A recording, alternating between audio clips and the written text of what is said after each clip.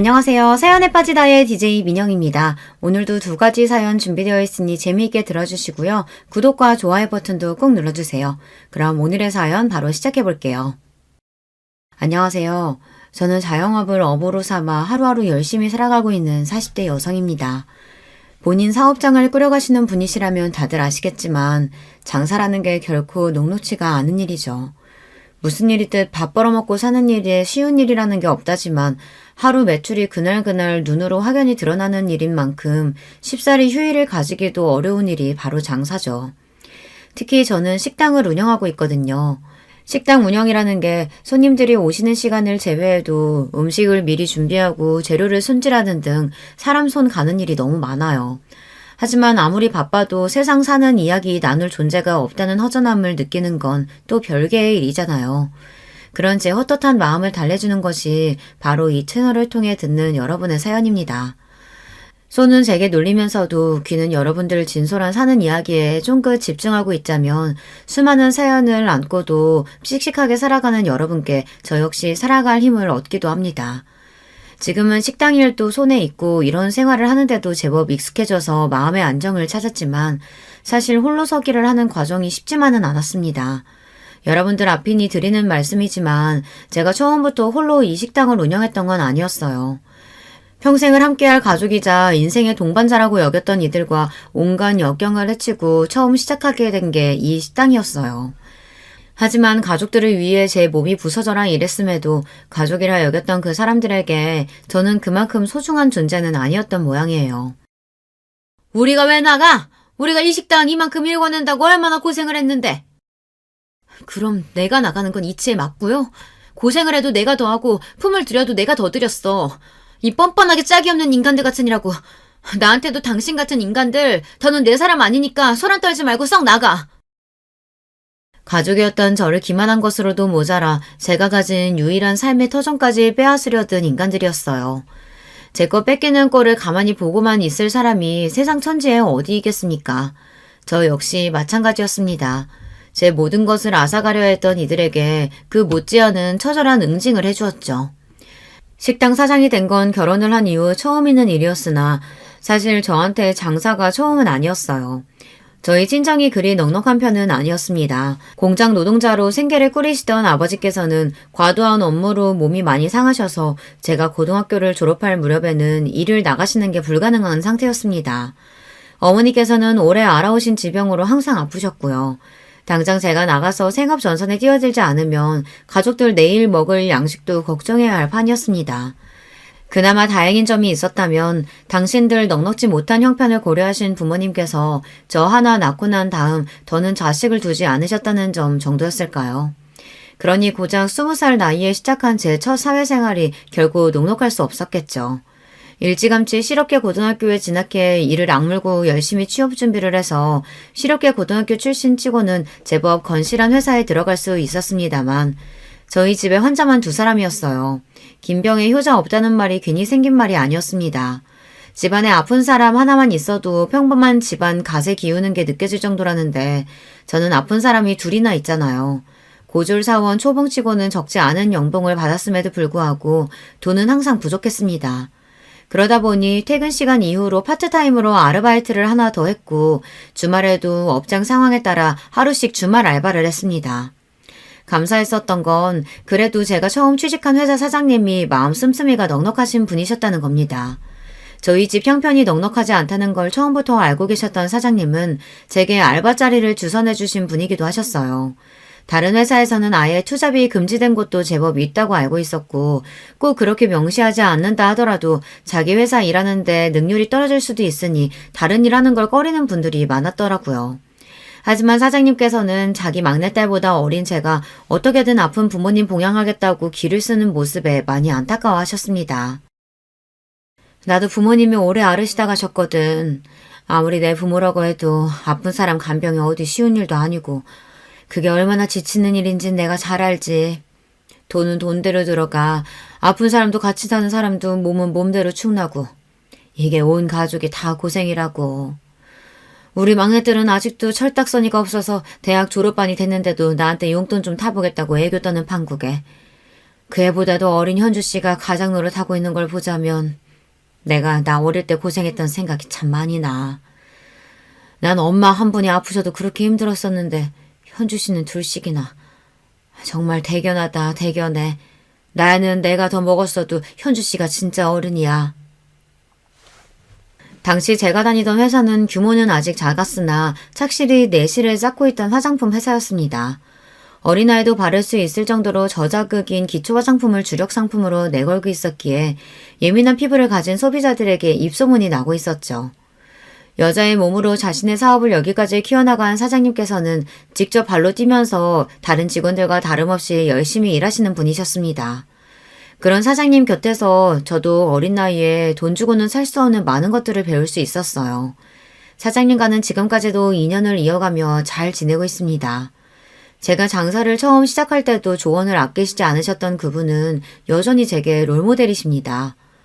이렇듯 서로 마음을 주고받는데 사이가 가까워지지 않기도 힘들었죠. 사장님께서는 다른 직원들 몰래 사비로 제게 부모님 맛있는 거 사드리라며 용돈을 찔러주기도 하고 때마다 보신에 좋다며 건강식품을 저희 집으로 보내주시기도 했습니다. 현주 씨, 우리 단독 매장 2호점 오픈할 계획 있다는 건 알고 있지? 그래서 말인데 현재 씨가 그쪽 매장 관리를 도와주면서 그 수당 대신에 운영 지분을 추후에 가져가는 쪽으로 일해보는 거 혹시 어떻게 생각해?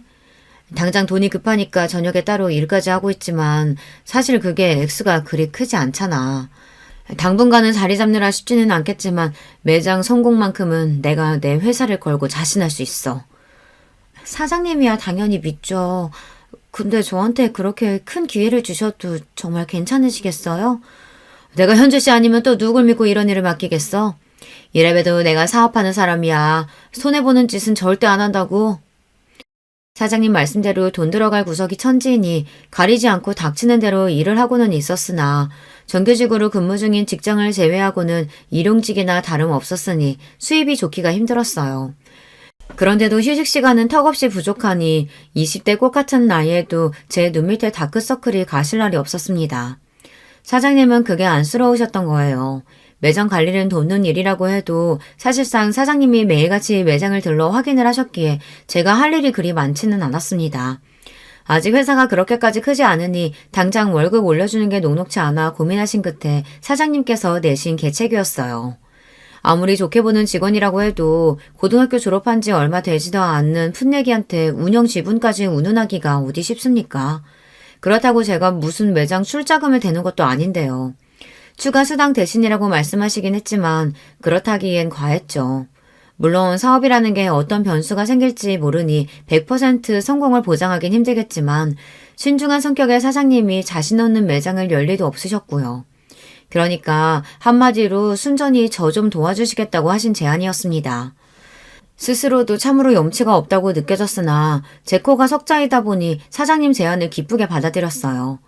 그 길로 저녁에 투잡지던 알바도 그만두고 회사에서 근무하는 시간을 제외하고는 모든 시간을 아낌없이 새 매장 자리 잡는 데 쏟아부었습니다. 저같이 부족한 사람 어떻게든 양지해서 살 수 있도록 배려해 주시는 사장님이셨는데 저도 그 매장 꼭 성공시키고 싶었거든요. 그 무렵 제대로 입소문을 타기 시작한 저희 회사 화장품에 대한 관심도 나날이 높아졌고 2호점 역시 금세 호황을 맞이하게 되었습니다. 현주 씨 정말 고생 많았어. 회사 일에 매장 일까지 정신 없었을 텐데 이렇게 잘해주고. 현주 씨가 정말 내 귀인이다. 이건 내가 전에 약속했던 배당금. 통장에 찍힌 금액을 보고 눈이 튀어나올 뻔했습니다. 3억 원이 조금 덜 되는 거액이었어요. 새 매장을 오픈한 지 채 1년도 되지 않아 괄목할 만한 성장을 했다는 거야. 매일 제 두 눈으로 확인했으니 알고 있었어요. 그렇다고 제가 이런 거액을 가져갈 만한 대단한 일을 해냈다고는 생각이 들지 않았습니다. 아무리 돈이야 많을수록 좋다지만 어릴 적부터 포기하는 법을 먼저 배웠던 저로서는 제 분수에 맞지 않는 돈을 욕심낼 수 없었어요. 사장님, 저 이 돈 못 받아요. 저 같은 평사원이 무슨 능력이 있다고 이런 거금을 받아요. 그 매장 운영하면서 내가 누구를 의지했겠어. 판매직거든 왜 매장 운영에 관여하는 게 우리 둘밖에 더 돼? 게다가 그걸 무급으로 일했는데 이 돈 도로 나 돌려주면 나 악덕사장 되는 거야. 내가 누누이 말하지만 나 사업가야. 절대 이유 없는 돈 쓰는 사람 아니니까 자기도 자기가 노력한 대가는 당당하게 받아. 태어나 처음 만져보는 액수의 돈이었습니다. 언감생심 꿈꿀 수도 없는 금액이었죠. 이제 당장 급하다고 제 몸 갉아가며 무리하지 않아도 된다는 안도감과 함께 태어나서 처음으로 제대로 된 어른에게 보호를 받는 느낌에 눈물이 왈칵 쏟아졌습니다. 사장님, 정말 감사합니다. 돈도 돈이지만 사장님 아니셨으면 제가 지금쯤 어떻게 되었을지도 몰라요. 사장님께서는 제가 살아갈 힘을 주신 거예요. 이 은혜 정말 죽어서도 잊지 않을게요. 정말 감사합니다, 사장님. 이 돈이면 이제 부모님 병원비도 걱정하지 않아도 되겠다는 생각에 너무나 기뻤습니다. 그러나 그런 생각도 잠시, 그로부터 얼마 지나지 않아 아버지께서 먼저 떠나신 후 채 반년도 지나지 않아 어머니까지 제 곁을 떠나셨습니다. 그렇게 돈 없어서 지긋지긋하게 살 때는 아파서 시름시름 고생하시다가 이제 넉넉해지니 효도할 새도 없이 급히 떠나신 부모님이 야속하게 느껴졌습니다. 그간의 고생에 대한 원망과 좀 더 잘해드리지 못한 죄책감 등으로 무너져 내린 저를 감싸 안아주신 것 또한 사장님이셨습니다. 현주 씨가 부모님께 어떻게 했는지 내가 다 잘 알아. 그 누구도 현주 씨보다 더 잘할 수는 없었을 거야. 부모님께서도 그렇게 생각하실 거고. 그동안 정말 고생 많았어, 현주 씨. 사장님이 아니셨더라면 정말 세상에 홀로 남는 기분에 많이 힘들었을 겁니다. 헛헛한 마음을 사장님 위로와 딴 생각할 틈 없는 경무로 채우며 그렇게 부모님을 떠나보냈습니다. 남편을 만났던 때는 여전히 부모님을 떠나보낸 상실감에 허전함을 느끼던 시기였어요. 저희 회사와 거래하던 유통업체 쪽 직원이었던 남편은 처음부터 제게 호감을 가지고 다가왔어요. 하지만 그때까지 바쁘게 돈 벌어 가족들 보양할 줄만 알았던 저는 연애 한번 제대로 해본 적이 없었습니다. 환경 때문이기도 했지만 솔직히 연애국 뭐고 다 귀찮기도 했습니다. 제 성향 자체가 누구랑 왁자지껄하게 어울리는 걸 좋아하는 성격이 아니더라고요. 하지만 그럼에도 이제 하늘 아래 내 가족이 하나도 없다는 것만큼은 외롭게 느껴졌습니다. 남편이 첫눈에 호감에 들었던 건 아니었기 때문에 아마 그런 시기가 아니었더라면 여느 때처럼 남편 호감을 무시했을 거예요. 제 환심을 사겠다며 자잘한 선물을 하고 따뜻한 말 한마디 건네는 게 그때는 참 의지가 되었습니다. 그렇게 물 흐르듯 자연스럽게 남편과 만나게 되었어요. 내가 강무씨 우리 현주한테 잘하나 못하나 두 눈 시퍼렇게 뜨고 지켜볼 거야. 현주 씨는 나한테는 딸이나 마찬가지인 사람이야. 아이 그럼요. 손에 물 한 방울 안 묻히고 귀하게 모시고 살 테니까 걱정하지 마세요, 사장님. 남편은 변죽이 좋은 사람이었습니다. 주변 사람들과의 관계도 좋은 편이었기에 평판이 그리 나쁜 사람도 아니었죠. 사실 남편과 연애를 시작하기 전에 사장님의 오케이 사인을 받고서야 저도 수락을 한 거였어요. 그럴 때 보면 정말 사장님이 딸내미 단속하는 엄마같이 느껴졌습니다. 사람도 사람이지만 저한테는 그것보다 더 중요한 문제가 있었어요. 워낙 부모님 투병으로 온 가족이 그 긴 시간 생고생을 했으니 가족 중 중환자가 있는지 경제적으로 문제가 있지는 않은지 하는 부분이 정말 중요했습니다. 부모님을 사랑하기는 했으나 그렇다고 그 두 분 모시는 게 힘들지 않은 건 아니었어요. 결혼해서까지 시댁에 비슷한 문제가 있어 또다시 그런 고생을 하며 살 생각은 추호도 없었습니다. 그럴 바에야 그냥 평생 혼자 살 생각이었어요. 속물적이라고 욕하실지는 모르겠으나 그렇다고 해도 어쩔 수 없죠. 저랑 비슷한 고생을 해보신 분들은 아마 공감하실 겁니다. 그 점은 남편에게도 처음부터 확실히 했습니다. 더는 그런 고생을 하고 싶지도 않고 나 역시 내 배우자 될 사람에게 그런 짐은 지우지 않을 거라고 말이죠. 남편 역시 제 사정을 듣더니 이해를 하더라고요. 결혼이 사랑만으로 되는 건 아니라는 생각에는 처음부터 동의했던 저희 두 사람이었습니다. 크기는 작지만 아버지께서 지금까지 안정적으로 사업을 하고 계시고 부모님 두 분 모두 감기 한번 크게 앓으신 걸 본 적이 없을 정도로 건강하세요. 여동생이 하나 있는데 20대 초반에 일찍 결혼해서 지금은 남편 따라 외국에서 살고 있어서 몇 년에 한번 볼까 말까 하고요. 저도 건강한 편이긴 한데 혹시 필요하시면 건강검진 결과지 보여드릴까요? 다행히 이 정도면 합격선은 거뜬히 넘었습니다. 부모님 두 분 모두 노후 준비까지 다 되어 있다는 점도 마음에 들었어요. 부잣집에 시집가서 팔자 고칠 생각은 없었지만 그래도 제가 벌어 먹어야 할 집에 시집가는 건 싫었거든요. 남편도 자기 일 잘해서 월급 꼬박꼬박 잘 받고 있으니 이만하면 결혼 상대로 나쁘지 않겠다고 생각했습니다. 양친 모두 안 계신다는 게 좀 마음에 걸리네. 우리 아들 장가 가서 장모님 사랑도 좀 받아봤으면 했는데 엄마는 무슨 그런 소리를. 부모님 일찍 돌아가신 게 현주 씨 잘못이야. 어린 나이에도 정석과 부모님 모신 것만 해도 대견한 사람을. 시어머니 되실 분이 저한테 제대로 된 친정이 없다는 걸 꼬투리 잡아 걸고 넘어지셨으나 남편이 단박에 말을 끊어버렸습니다. 결혼이야 마음 맞는 사람 만나서 하면 좋고 아니어도 별 상관없다고 생각한 저와는 달리 남편은 결혼에 목숨을 걸고 있었습니다. 저한테 트집 잡아봐야 저는 영 가망이 없겠다 싶으면 정리할 생각도 있었으니 손해볼 건 어차피 당신 아들뿐이었어요. 그렇게 며느리 귀 한번 눌러보겠다는 시어머니 시도는 수포로 돌아가고 그 이후로는 별다른 문제 없이 수월하게 결혼에 골인했습니다. 결혼 전에 경제적인 문제에 관해서도 집이나 생활비 같은 건 서로 각출하기로 하고 서로의 수입은 각자 관리하기로 합의를 했기 때문에 집을 합쳤다는 것 외에는 생각보다 많은 부분이 바뀌지는 않았습니다. 결혼 전 제가 목돈을 제법 모아놓았다는 것도 굳이 남편에게 미리 밝히지는 않았어요. 저 역시 남편에게 굳이 캐묻지 않았고요. 결혼 전에 번 돈이야 온전히 본인 재산인 건데 제가 궁금해하거나 탐낼 것도 아니고요. 남편은 그렇게 생각하기보단 아픈 부모 밑에서 오래 고생한 제가 딱히 가진 돈이 있을 거라는 생각 자체를 하지 않은 것 같았습니다. 게다가 제가 차림새가 수수한 편이라 더 그렇기도 했을 거예요. 생활비 내고 각자 돈은 각자 관리하자는 말에 남편이 더 반가워했습니다. 역시 사회생활을 하는 사람이라고는가. 현주 씨가 센스가 있어. 사실 결혼하고 뭐 사소한 거 하나 쓰기에도 서로 눈치 보고 그런 게 편치는 않잖아. 서로 필요할 때는 아끼지 않으면서 자기 건 자기가 관리하고 난 좋아. 아마 저한테 가진 재산이 꽤 되는 걸 알았는데도 남편이 저리 좋아했을까 생각해보니 저도 참 답 없는 사람을 만났다 싶네요. 어찌되었든 둘 모두 합의하에 시작된 생활이었기에 저희끼리는 잡음 없이 잘 지냈습니다. 잡음은 항상 시댁 쪽에서 시작되었습니다. 결혼 직후부터 손자 타령을 입에 달고 살던 시어머니가 급기야 대놓고 이렇게 말하기 시작했어요. 시집을 왔으면 당연히 애부터 낳을 생각을 해야지. 나이가 적은 것도 아니고 곧 있으면 노산인데 남의 집 대 끊을 작정인 게 아니면 당연히 며느리 의무부터 할 생각을 해야 할 것 아냐. 제 나이가 가 30을 넘겼을 때였습니다. 남편이 저보다 5살이나 많으니 남편 입장에서 노산이라면 노산이겠네요. 평소 같으면 시어머니가 뭐라고 하든 말든 신경도 쓰지 않지만 아이 문제에서만큼은 남편도 은근슬쩍 제 어머니 편을 들더라고요. 사실 더 늦기 전에 나도 아이 가졌으면 싶기는 하거든. 자기도 아예 자식 생각이 없는 건 아니잖아. 그런 거 같으면 더 기다릴 것도 없이 가지는 것도 좋지. 남편 말대로 제가 아예 아이 생각이 없는 건 아니었기에 저 역시 고민을 하기 시작했습니다. 하지만 회사 문제도 있고 분명 아이가 생기면 지금과는 생활이 달라져도 너무나 달라지겠죠.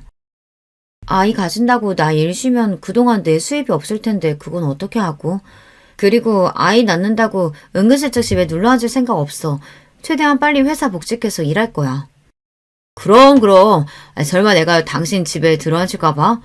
그리고 내 자식 갖겠다고 하는 건데 설마 내가 당신 돈 안 벌어온다고 타박하겠어? 걱정 마. 이렇게 된 김에 당신도 좀 쉬면서 몸도 보호하고 아이 준비하는 건 어때? 당신 고등학교 졸업하고 이때까지 제대로 된 휴가 한 번도 못 갔잖아.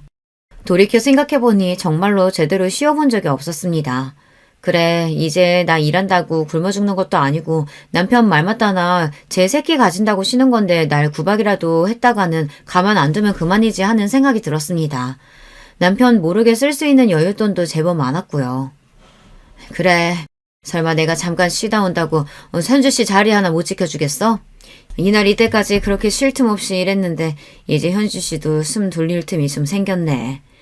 내가 현주 씨 시집가고 나서도 잘 지내는 건가 걱정이었는데 이렇게 마누라 쉬게 해줄 줄도 알고 잘 살아서 정말 다행이다. 휴직기 이야기를 꺼내자 흔쾌히 받아주시는 사장님 덕에 저 역시 이제 이런 여유를 부릴 수 있는 삶을 살게 된 게 흡족했습니다. 그렇게 태어나 처음으로 아무 걱정 없이 빈둥빈둥 쉬는 날을 맞이하게 되었어요. 처음 며칠은 좀 불안한 기분이 들더니 의외로 백수 생활이 저한테 잘 맞더라고요.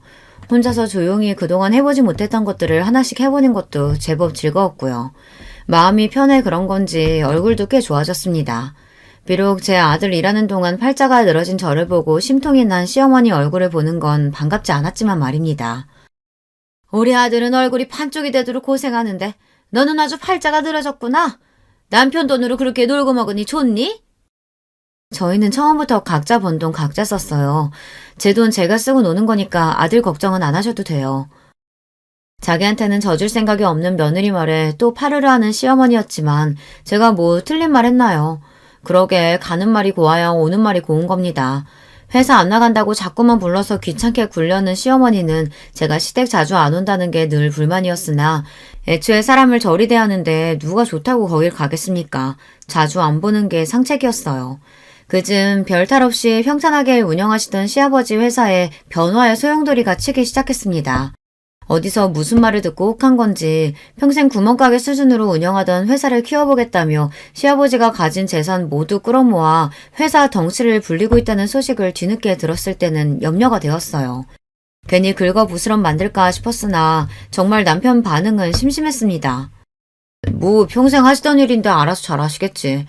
그리고 잘 안 되더라도 빚도 돈 있는 사람들이나 지는 거지. 애초에 뭐 가진 것도 별로 없는 아버지가 잃어봤자 얼마나 잃으시겠어. 그래도 지금 사시는 집도 있고 노후 대비도 해놓으셨고 더 늦기 전에 아버지도 해보고 싶은 일은 있으셨겠지. 당신 아드님도 저리 말하는데 내가 뭐라고 끼어들 일도 아니지 싶어 저도 그냥 그러고 말았습니다. 그래서 새벽에 시부모님이 갑작스럽게 쳐들어왔을 땐 진짜 너무 놀랐어요. 아이고 강무야, 이제 우리 어떡하니? 네 엄마 길거리에 나 앉게 생겼다. 아직 잠에서 제대로 깨지도 못해 어안이 벙벙한 저희 앞에 퍼질러 앉아 시어머니가 대성통곡을 하셨습니다. 이게 다 무슨 일인가 싶어 정신을 못 차리고 있는데 시아버지가 뒤쪽에서 나라 잃은 표정으로 죄인처럼 서 있는 게 눈에 들어왔어요. 난리를 치면서 그 새벽에 집이 떠나가라 울던 시모가 갑자기 당신 남편을 획 쏘아보더니 원망의 말들을 마구 퍼부어댔습니다. 그러니까 갑자기 무슨 팔자에도 없는 사업 확장이야. 다 늙어서 이날 이때까지 사업가로 큰 재미도 못 봤으면서 내 능력치가 여기까지겠거니 생각하고 있는 거나 잘 쥐고 있을 생각을 했어야지. 이제 어쩔 거야. 집이고 뭐고 다 넘어가고 그나마 가진 재산 빚잔치 하면 당장 땡천 한 푼도 없는데요. 당장 어디서 살 거냐고. 그러니까 그 무리를 해서 키워놓은 시아버지 사업이 결국에는 엎어졌다는 겁니다. 남편 말만 들었을 때는 남은 여유자금으로 벌인 일인 줄 알았는데 시부모님이 살고 있던 집에 빚까지 좀 졌더라고요. 집은 이미 경매로 넘어간 후였어요. 두 분 가진 걸 전부 다 털어막으면 어떻게 빚은 해결할 수 있겠지만 그동안 모아둔 거 전부 박박 긁어야 겨우 수습이 가능한 수준이었습니다. 노후자금으로 마련한 건 역시 그렇게 한순간에 날아가 버렸죠. 땡전 한 푼 남은 것 없다는 시어머니의 말은 과장이 아니었어요. 내가 정말 너희들한테 면목이 없다. 그래도 당장 일이 이렇게 되었으니 어쩌겠니? 당분간만이라도 너희들한테 신세 좀 질 수 없겠니? 자다 날벼락 맞은 기분에 기가 막혔습니다. 일단 당장 갈 곳이 없는 시부모님 내쫓을 수도 없으니 다른 방에 자리를 펴드리고 와서는 남편과 마주 앉았습니다. 오늘이야 사정이 저리 되었으니 어쩔 수 없지만 나 당신 부모님이랑 한 집에서 못 살아. 아버님이면 또 몰라도 어머님까지. 이유는 당신이 더 잘할 테고. 우리 엄마가 당신한테 한 짓이 있으니 싫은 거야 당연히 이해하지만 그렇다고 나이 드신 분들 어디 갈 데 있다고 나가시라 그래. 그래도 내가 자식인데, 어? 가뜩이나 마음에 들지도 않은 시어머니 머물 곳까지 알아봐야 한다는 생각에 머리가 지끈거렸으나 계속 그러고 앉아있는다고 무슨 수가 나는 것도 아니었습니다. 결국 내키지 않는 어투로 남편에게 말했어요. 기다려봐. 내가 좀 알아볼 테니. 제가 연락을 드린 사람은 바로 사장님이었습니다. 사장님 회사는 날이 갈수록 성장해 이제는 제법 중견기업 태가 났습니다. 사장님께서도 살림살이가 예전과는 비교할 수도 없을 정도였고요. 소유하신 건물도 벌써 여러 채였는데 그중 유동 한 건물에 공실이 많아 걱정이라는 말씀을 하신 적이 있었거든요. 사장님, 당장 입실 가능한 집 아직 있어요? 응? 집이야 있지만 현주씨 무슨 일 있어? 간략하게 자초지정을 설명하자 사장님 얼굴에 금세 걱정하는 기색이 비쳤습니다. 평생 고생만 한 제가 시집가서 좀 잘 사나 싶었는데 시댁이 저리 쫄딱 망했으니 듣는 사장님이라고 기분이 좋으실 리 없으셨겠죠. 매번 힘들 때마다 사장님 도움을 받는 게 죄송스러웠지만 당장 생각나는 분도 사장님 뿐이었습니다. 월세는 바로 마련해서 보내드릴게요. 최대한 빨리 입주할 수 있으면 돼요. 그건 걱정할 거 없어. 당장 오늘이라도 들어갈 수 있으니까. 돈도 천천히 얘기하자고. 현주 씨 시부모님이면 나하고도 인연이 없다고 할 순 없는데 급할 거 없잖아. 응? 이번에도 선뜻 제게 도움의 손길을 내밀어 주신 사장님께 정말 감사했습니다. 신부모님도 이렇게까지 해주시긴 쉽지 않으셨을 거예요. 그렇게 급히 시부모님 거처 문제를 해결해 드렸습니다. 꼼짝없이 아들 집에 얹혀 살 줄 알았는데 그래도 상태가 나쁘지 않은 곳에 바로 머무를 곳을 마련해준 며느리 덕분에 두 분 얼굴에도 잠시 수심이 가셨어요. 아가, 네 덕분에 내가 숨이라도 돌렸다. 이 은혜 잊지 않으마. 정말 고맙다. 그래, 고맙구나. 늘 틱틱대던 시어머니도 그래도 제 덕에 고생을 덜은 줄은 아시는 건지 드물게 감사 인사를 하셨습니다. 여전히 표정은 떨떠름하셨지만 말입니다.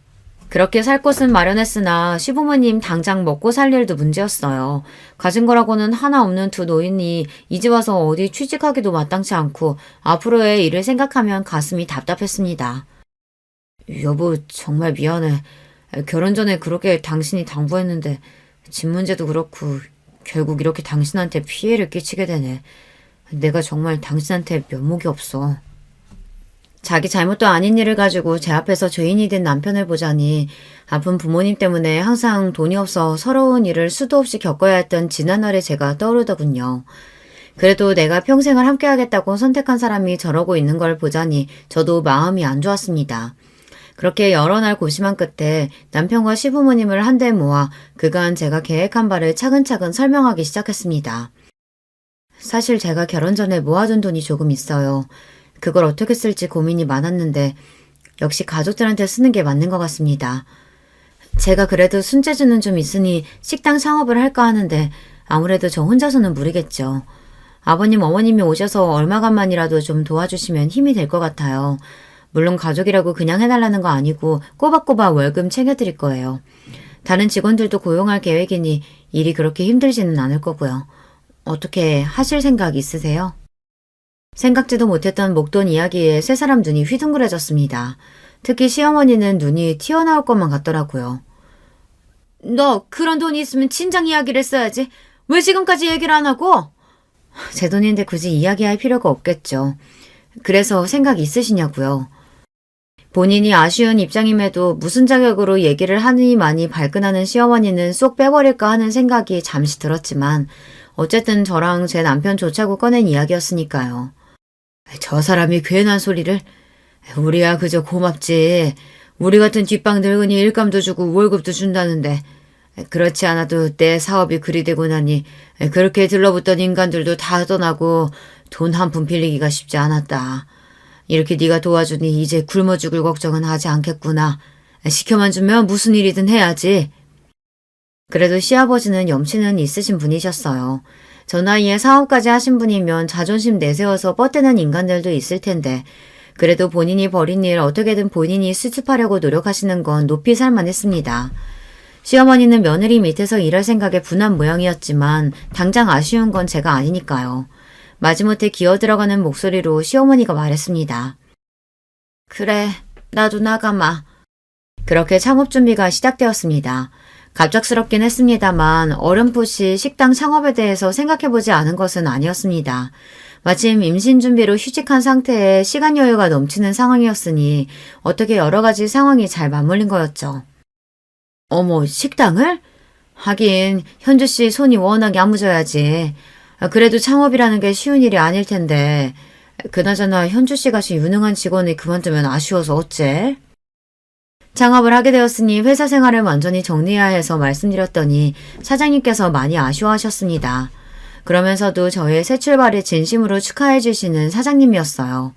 다른 그 누구보다 사장님의 지지가 큰 힘이 되었습니다. 저기 자기 여윳돈이 대체 얼마나 되는 거야?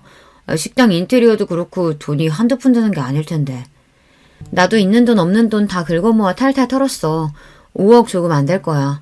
내 전 재산 다 쏟아부으니까 이 식당 꼭 성공해야 돼. 5억? 5억이라는 말에 금방이라도 남편이 뒤로 넘어갈 것 같더라고요. 사실 가진 돈은 5억이 좀 넘었으나 저도 마지막 믿는 구석은 있어야죠. 결혼 전에 사장님께 받았던 3억이 좀 안 되는 돈은 그동안 투자 등을 통해 그 몸집을 키워 5억이 넘는 돈으로 불어났습니다. 거기에 결혼 전까지 딱히 쓰는 것도 없이 차곡차곡 모아둔 월급까지 합치면 금액이 더욱 커졌죠.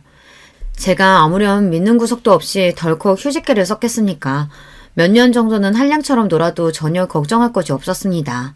비록 생각만 했던 일이 갑작스럽게 현실로 구현되긴 했지만 제가 그렇게 호락호락한 사람은 아니었어요. 식당 인테리어며 메뉴 구성이며 정신없이 바쁘게 돌아가는 와중에도 시장 조사와 어떤 고객층을 타겟으로 잡을지 철저하게 준비했습니다. 제가 제 업장을 운영해 본 적은 없어도 회사 다니면서 새 매장 운영 일은 해보지 않았겠습니까? 비록 동종업계는 아니지만 그때 사장님 하시는 걸 보면서 배운 게 결코 적지 않았습니다. 사장님 역시 자기 사업으로 바쁘신 와중에도 틈틈이 재창업에 조언을 아끼지 않으셨습니다. 제가 아는 전문가 중에도 가장 신뢰할 수 있는 사람이 사장님이셨으니 돈 주고도 얻지 못할 귀한 말씀을 거저 얻은 거나 마찬가지였죠. 그렇게 제대로 준비한 저의 첫 식당이 문을 열었습니다. 한식 가정식을 주 메뉴로 잡아 깔끔하게 즐길 수 있는 세련된 인테리어의 식당이었어요. 사실 다루는 메뉴는 백반집에서 흔히 볼 수 있는 것들이었지만 마치 일본 가정식이나 1인 코스 요리를 먹는 것처럼 깔끔하고 세련되게 구성을 했습니다. 이건 역시 다분히 의도된 것이었어요. 요즘 젊은 층들 사이에서 이런 소박한 음식들이 유행이거든요. 그 와중에 사진 찍을 만한 예쁜 것들에 열광하는 심리를 잘 파악해서 꼭 인증창 찍기 좋은 잘 꾸며진 카페에서 든든한 한식으로 배를 채울 수 있는 식당을 만든 거죠. 이건 역시 제 아이디어에 사장님께서 살을 붙여주셨습니다. 거기에 회사 다닐 적 제 주력 업무였던 인터넷 매체를 활용한 홍보까지 더해 저희 식당은 인근에서 아주 핫한 식당으로 급부상했습니다. 덕분에 식당 일은 눈코 뜰 새 없이 바빠졌어요. 처음 시부모님께 말씀드린 대로 직원들도 넉넉하게 뽑았습니다. 비록 양념장 비율을 비롯한 음식 레시피는 저 혼자 알고 있는 영업 비밀이었으나 그 외의 업무는 직원들에게 고루 분배해 사람이 많아도 직원들이 너무 급히 서두르는 느낌이 나지 않도록 신경 썼습니다. 백반을 먹어도 귀히 대접받는 느낌이 나도록 이게 제가 철저하게 지키는 저희 식당 영업 방침이었습니다. 대접받는 걸 싫어하는 사람은 아무도 없으니 젊은 손님층은 물론 그 젊은 손님들이 자기 부모님을 모시고 대접하는 곳으로도 꽤 좋은 평가를 받았죠. 시부모님 월급을 드리려면 명분이 있어야 하니 두 분 출근하시라고 하긴 했지만 사실 그렇게 일을 시킬 생각이 있는 건 아니었어요. 특히나 시어머니의 경우 그 모난 성격으로 손님들 심기나 거스르지 않으면 다행이었기에 나와서 남을 다드는 거나 조금 돕게 하고는 몇 시간 식당에 머물게 두지도 않았습니다. 시아버지께도 소일거리 정도나 드릴 생각이었으나 예상보다 시아버지도 다부지게 마음을 먹고 진지하게 일에 임하시더라고요. 제가 말려도 의욕적으로 온갖 일을 찾아하시고 손님들에게도 친절하셨고요. 결국 시아버지는 서빙 일을 맡게 되셨는데 은발의 신사가 친절하게 서빙하고 음식 설명을 해주는 게 제법 반응이 괜찮았습니다. 그저 용돈벌이나 할 수 있게 해드리려고 했는데 저리 열심히 해주시니 저도 기분이 나쁘지 않았죠. 여보, 요새 식당 일 때문에 정신이 하나도 없지? 아무래도 믿고 맡길 수 있는 사람이 더 있어야 하지 않겠어? 응? 아니야. 몸은 좀 힘들어도 요새 장사도 잘 되고 입소문도 타고 있고 기분이 좋아 그런가 버틸만 하네. 생각해보니 그때부터 남편은 슬슬 시동을 걸었던 것 같은데 워낙 식당 일 외에 신경을 못 쓴 제가 미처 알아차리지 못했던 것 같습니다. 식당을 연 지 1년이 좀 넘었을까. 한 유명 케이블 맛집 프로그램에 저희 식당이 등장한 이후부터는 이제 식사 시간에 웨이팅 없이는 입장이 어려울 정도로 손님이 늘어났습니다. 그야말로 초대박이 난 거죠. 여보, 내일부터는 나도 식당으로 출근할게. 당신 혼자서 이 난리 감당이 되겠어? 이럴 때 남편이 힘이 돼야지. 무슨 소리야? 당신 회사는 어쩌고? 실은 나 회사 정리했어. 내 월급 쥐꼬리만한 거 받는 거보다 당장 식당 일이 훨씬 더 급한데 여러모로 생각해봐도 그게 더 우리 부부한테 이득 아니겠어? 마누라한테 이런 방구도 없이 덜컥 회사 간다놓고 하는 소리가 아주 가관이었습니다. 제가 언제 저더러 도와달라고 했나요? 요새 취직이 얼마나 어려운데 사람 사는 일이 어찌 될 줄 알고 저렇게 경솔한 행동을 한답니까?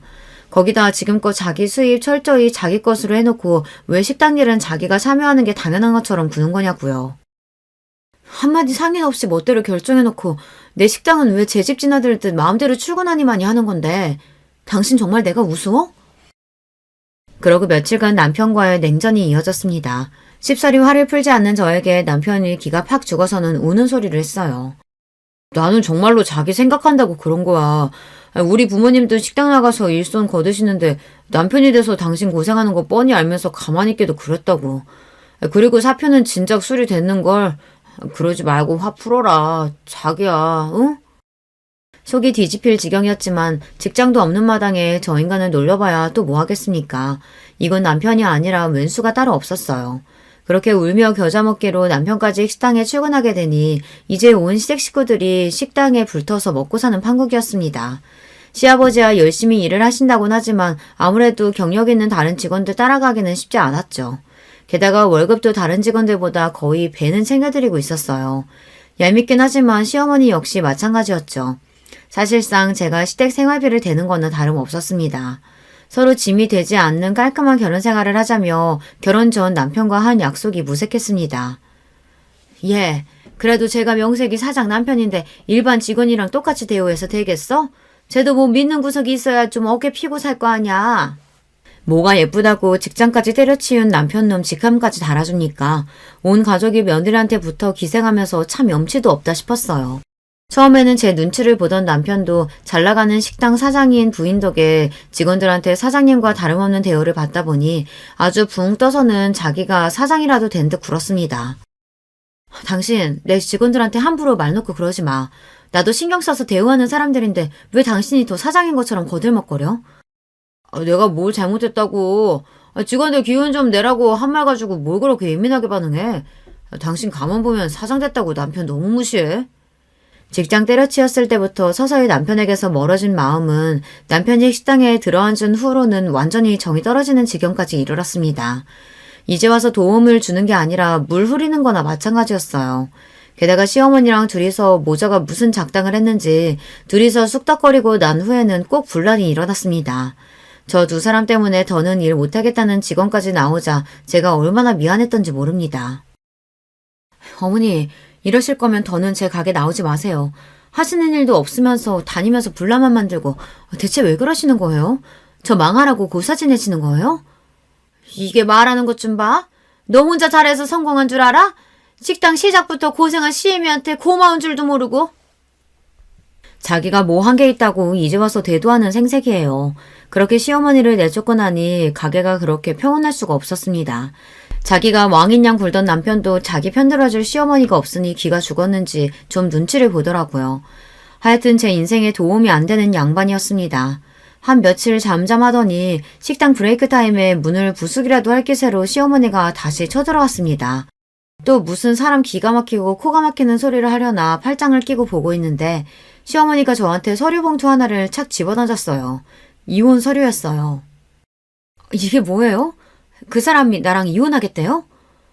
우리 효자 아들이 제 마누라가 지 어미한테 하는 짓을 봤는데 그럼 그냥 넘어가겠어? 아주 돈 버는 유세는 혼자 다 떨고 이제 우리 아들한테도 이 식당 지분 있으니까 너 같은 막대 먹은 며느리 더 볼 것도 없다. 꼴랑 5억 가지고 그 유세를 떨었으니 그 돈대로 그대로 돌려주마.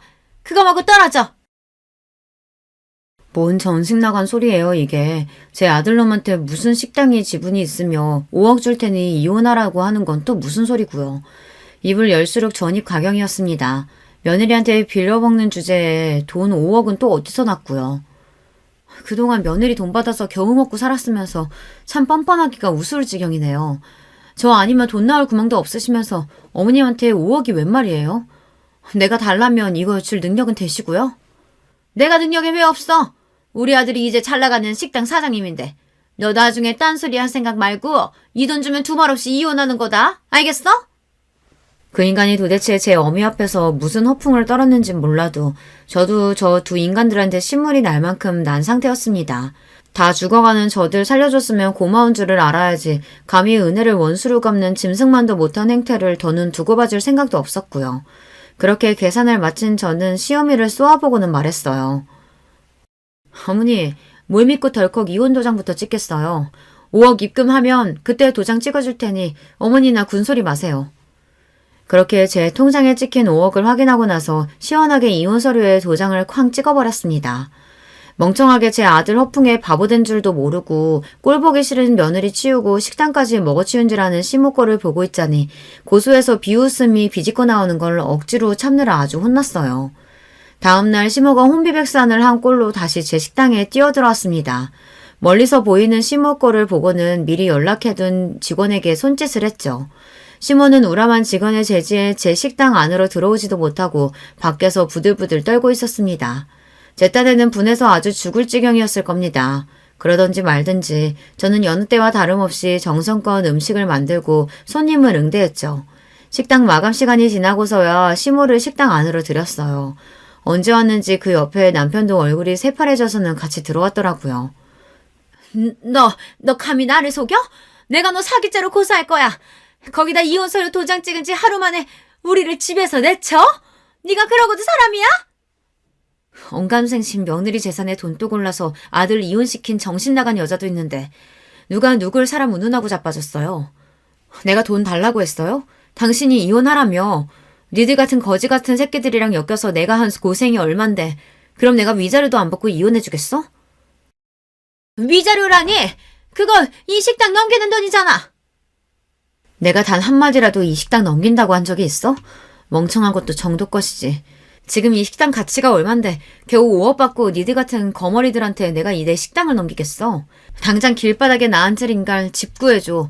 일가지도 않은 일 조금시키고 그 많은 돈까지 줬는데 감히 은혜도 모르고 주인을 물어? 이 금수만투 못한 거. 나도 니들 같은 거머리 새끼들이랑은 더 보고 살 생각 없으니까 당장 꺼져. 당연히 제 것인 줄 알았던 식당이 신기루처럼 사라지고 돈 5억까지 날렸다는 걸 깨달은 시어머니 낯빛이 질리다 못해 피기가 싹 가셨습니다. 그 옆에서 안절부절 못하고 서있던 남편놈이 제 앞에 무릎을 꿇고 주저앉았어요. 여보, 나 진짜 몰랐어. 내가 미쳤다고 당신이랑 이혼을 해? 나 이혼 절대 못해. 내가 접수한 것도 아닌데 어떻게 이혼을 해? 이놈이야 당연히 나랑 이혼할 생각이라고는 손끝만큼도 없겠지. 쪽쪽 빨아먹을 재산 있는 마누라 미쳤다고 이혼을 하겠어? 근데 어쩌니? 네 어미가 서류를 하도 잘해와서 나는 그냥 도장 찍어준 것밖에 없어. 서류도 네 어미가 보냈잖아. 접수까지 다 된 이혼 서류. 이제 와서 네가 뭘 어쩔 거야? 그동안 네가 주제도 모르고 내 소중한 식당에서 온갖 꼴값 다 떼면서 설치고 다닌 거 내가 모를 줄 알아? 내가 내 청춘 다 갈아서 모은 돈으로 내 노력으로 일군 걸 네 놈이 뭘 했다고 감히 눈독을 들여? 이 버러지 같은 놈. 너 같은 놈 알아서 떨어져 준다니 내가 오늘부터 발 뻗고 자겠다. 네 놈 상대할 시간 없으니까 네 미친 엄마 데리고 당장 내 식당에서 나가. 그렇게 제발 살려달라고 비는 그 두 인간들을 제 눈앞에서 치워버렸습니다. 시어미야 처음부터 마음에 안 드는 인간이었으니 멍청하게 욕심부리다가 자기는 물론이고 자기 남편과 자식 인생까지 말아먹은 게 그저 고소하기만 했습니다. 하지만 남편놈은 그래도 한때는 저와 일평생을 함께하겠다고 마음먹었던 사람이었어요. 돈 앞에 사랑도 부질없었던 거였는지 아니면 애초에 그만큼의 사랑은 아니었던 건지 알 수 없지만 가슴이 휑한 기분이 드는 건 어쩔 수 없었습니다. 이미 서류 접수되었는데 이혼이 장난도 아니고 뒤늦게 남편이 난리쳐봤자 법원에서 받아들일 리 만무했습니다. 애초에 서류 접수가 자기 본가 쪽에서 되었는데 제가 갖다 낸 것도 아니고 뒤늦게 부린 변덕 정도로 치부되었으니 재판부 입장에서는 괘씸죄만 더해졌죠. 그렇게 결국 남편과의 인혼이 확정되었습니다. 지가 지발로 직장 때려치우고 더는 제 식당에서 나댈 일도 없고 저 아니면 믿을 구석도 없으니 직업도 없는 놈이 개털인 상태였죠. 그렇다고 자기 부모들 사정이라고 다를 바 있습니까? 그 고약한 여자가 저한테 이혼 서류를 집어던진 바로 그날 곧장 집을 내어주신 사장님께 연락을 드렸습니다. 제 기가 막힌 소식에 저보다 더 분노하시는 사장님이셨어요. 인간의 은혜를 몰라도 정도 것이지 감히 현주 씨를 그딴 식으로 배신해? 알았어. 당장 내일 그 몹쓸 여자 짐 다 빼버릴 테니까. 내가 현주 씨 가족이니까 보증금도 안 받고 계약서도 안 쓰고 받아준 거지. 미쳤다고 그런 뻔뻔한 인간들을 내 건물에 들이겠어? 걱정하지 마 현주 씨. 다음날 사정 봐줄 것도 없이 집안에 있던 짐을 싹 다 빼서 건물 밖으로 던져버린 사장님이셨어요. 이럴 때 보면 참 화끈하고 거침없는 분이세요. 친정엄마 대신 저 생각해 주신다고 그렇게 더 강경하게 나오신 거였겠죠. 그 다음에야 앞서 얘기했으니 다들 아실 겁니다. 단 하나 마음에 걸리는 게 시아버지셨는데 제가 찾기도 전에 제 아내가 폐악을 부리신 건 알고 도리어 제 앞에서 고개를 숙이셨습니다. 네가 우리한테 어떻게 했는지 뻔히 아는데 아무리 내 자식 내 부인이라지만 어떻게 편을 들겠니? 내가 너한테 미안해서 고개를 못 들겠구나. 이런 못난 인간들 때문에 고생한 거 다 있고 부디 앞으로는 좋은 일만 있었으면 싶구나. 뒤늦게 알고 힘되어주지 못해서 미안하다.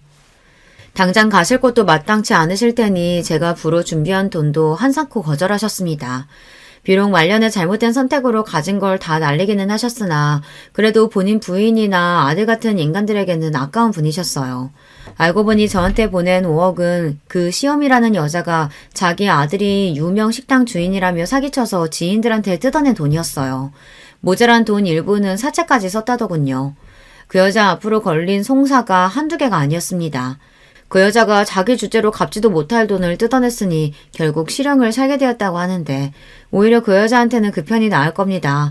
출소했다가 사채업자들한테 무슨 짓을 당하게 될 줄 알고요. 그래봤자 이제는 저랑은 상관없는 남의 일이지만 말입니다. 폭풍같이 휘몰아친 여러 가지 일들이 정리되고 나니 지금은 오히려 차분히 제 할 일을 하며 지내고 있어요. 식당도 이제 완전히 안정적인 노선으로 들어섰고 여전히 사장님처럼 저를 진심으로 위해주시는 귀한 인연들과 함께하니 정신건강도 훨씬 좋아졌어요. 지금은 그저 오늘만 갖기를 바라며 하루하루를 살고 있습니다.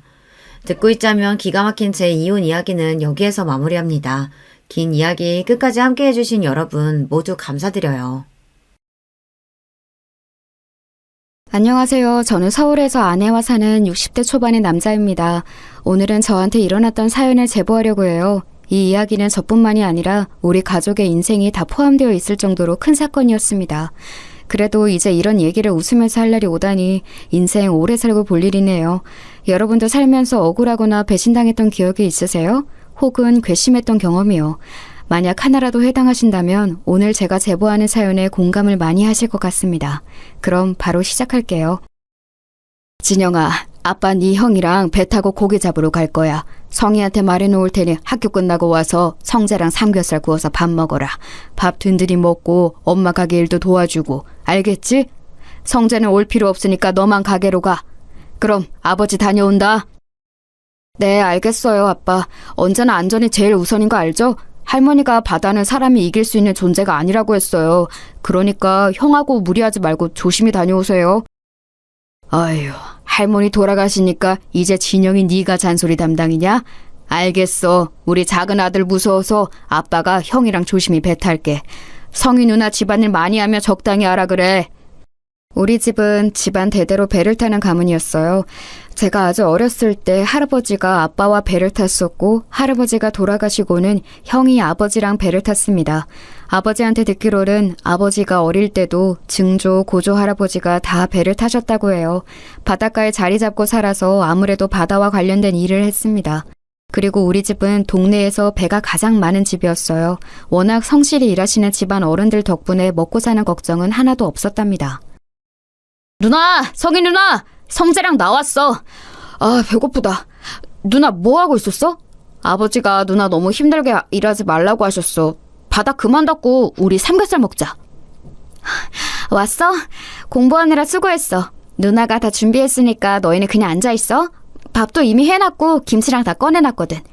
성재야, 밥 먹고 진영이랑 사모님 가게 가서 일 도와드려. 알겠지? 아니야 누나. 아버지가 성재 데리고 오지 말라고 했어. 그리고 엄마도 성재 오면 내쫓는 거 알잖아. 그러니까 성재는 밥 먹고 쉬어. 나 혼자 가는 게 나도 편해. 성재랑 학교에서도 집에서도 붙어있는데 가게까지 같이 가라고? 아, 싫어. 그래도 내가 이렇게 식모로 일하면서 동생까지 같이 사는데 항상 죄송스러워서 우리 성재 학비도 내주시고 용돈도 주시고 내가 너무 미안해서 그렇지. 안 그래 성재야? 누나가 항상 말했지? 진영이네 가족분들에게 감사하면서 살아야 해. 알지. 그러니까 우리 일단 밥 먹자. 나 배고프다. 삼겹살을 앞에 두고 이러는 거 고문이야. 일단 밥 먹으면서 말하자. 우리 집에는 식모로 일하는 성이라는 누나가 있었어요. 사실 식모가 필요해서 구한 건 아니었습니다. 우리 어머니는 횟집을 크게 하셨는데 거기서 성희 누나의 어머니가 일하셨어요. 그러다 병에 걸려서 돌아가셔서 성희 누나와 동생인 성재는 고아가 되었습니다. 홀어머니라 오갈 데가 없는 성희 누나를 우리 부모님이 집에서 식모로 일하도록 고용한 거였죠. 성재가 마침 저와 동갑이라 우리 집에서 같이 살며 형제처럼 지냈답니다. 저도 형이 있었는데 이렇게 넷이 바닷가에서 산책도 하고 같이 놀러 다니며 매우 친하게 지냈죠. 엄마, 저 왔어요. 와, 오늘 손님이 왜 이렇게 많아요? 휴가철이라 그런가? 단체 손님이 여러 팀이네. 이모, 그거 저 주세요. 제가 서빙할게요. 진영이 왔어? 아유, 그러게. 오늘 너무 바쁘다. 정신없어서 지금이 몇 시인지도 모르겠어. 성재랑 성이 밥은 먹었대? 아유, 너희 아버지랑 진석이는 왜 소식이 없니? 곧 오겠다. 네, 누나랑 성재랑 같이 삼겹살 먹었어요. 엄마, 이따 가게 마감하고 제가 청소할 테니까 먼저 들어가요. 몸도 안 좋으면서 무리하지 말고요. 우리 작은 아들 최고네. 아직 고등학생인데 이렇게 엄마 마음을 알아줘? 됐어. 그것만 돕고 들어가서 공부해.